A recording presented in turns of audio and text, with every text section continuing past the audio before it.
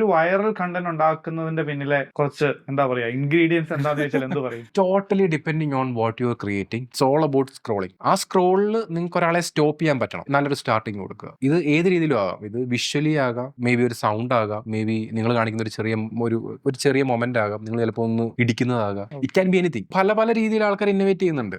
First 3 seconds അല്ലേ? ആദ്യത്തെ 3 സെക്കൻഡിൽ നിങ്ങൾക്ക് ഒരാളുടെ സ്ക്രോൾ എങ്ങനെ സ്റ്റോപ്പ് ചെയ്യാം. അവിടെ വർക്ക് ചെയ്യുന്ന ആൾക്കാർ ഇത് നിങ്ങൾക്ക് കാറി കൂവിയിട്ട് എന്ത് വേണമെങ്കിലും കാണിക്കാം. നിങ്ങൾക്ക് റെഫറൻസസ് എടുക്കാം. ഇപ്പം ഒരാൾക്ക് വർക്കായിട്ടുള്ള സാധനം നിങ്ങൾക്ക് വർക്കാവും. അത് റെഫറൻസ് എടുത്തിട്ട് ദെൻ ഇറ്റ്സ് ഓൾ അബൌട്ട് ആ സ്റ്റാർട്ടിംഗ് ഉണ്ടല്ലോ. ആ സ്റ്റാർട്ടിംഗ് നടുവ് നമ്മൾ നേരത്തെ ഡിസ്കസ് ചെയ്തില്ലേ, നിങ്ങൾ ഒരു യൂണീക് ഫാക്ടർ എങ്ങനെ കൊണ്ടുവരുന്നു, പേഴ്സണാലിറ്റി സൈഡോ, അല്ലെങ്കിൽ എൻഡ് ഓഫ് ദ ഡേ ആൾക്കാർ നിങ്ങളെ ഫോളോ ചെയ്യണമെങ്കിലോ അല്ലെങ്കിൽ നിങ്ങളുടെ പേജ് വിസിറ്റ് ചെയ്യണമെങ്കിലോ ദർ ഷുഡ് ബി റീസൺ. ഞാൻ എല്ലാവരോടും പറയാറുള്ളത്, നിങ്ങളെ ആൾക്കാർ ഓർത്തിരിക്കുന്നത് എപ്പോഴും 1-2 കാര്യത്തിന്റെ പുറത്തേ ഉള്ളൂ. അല്ലാതെ ഒരുപാട് കാര്യത്തിന്റെ പുറത്ത് നിങ്ങൾ ഒരാൾ ഓർത്തിരിക്കത്തില്ല. ഇപ്പം നമ്മൾ പറയാം, ഇപ്പൊ എന്നെ സംബന്ധിച്ചോളം പുള്ളി ഇൻസ്റ്റാഗ്രാം സ്ട്രാറ്റജിസ്റ്റ് ആണ് എന്ന് പറയുന്നതിനകത്താണ് എനിക്കൊരു പ്ലേസ്മെന്റ് കിട്ടിയിട്ടുള്ളത്. അപ്പൊ ഞാൻ ഒരു നോർമൽ ഡിജിറ്റൽ മാർക്കറ്റർ ആണെന്ന് പറഞ്ഞു കഴിഞ്ഞാൽ കുറെ ഡിജിറ്റൽ മാർക്കറ്റർമാരിൽ ഒരാൾ. അപ്പം നമ്മുടെ പ്ലേസ്മെന്റ് എപ്പോഴും നോക്കണം. അപ്പം നിങ്ങളെ ആൾക്കാർ ഇഷ്ടപ്പെടുന്നതും നിങ്ങളെ ഫോളോ ചെയ്യുന്നതും there should B A specific reason.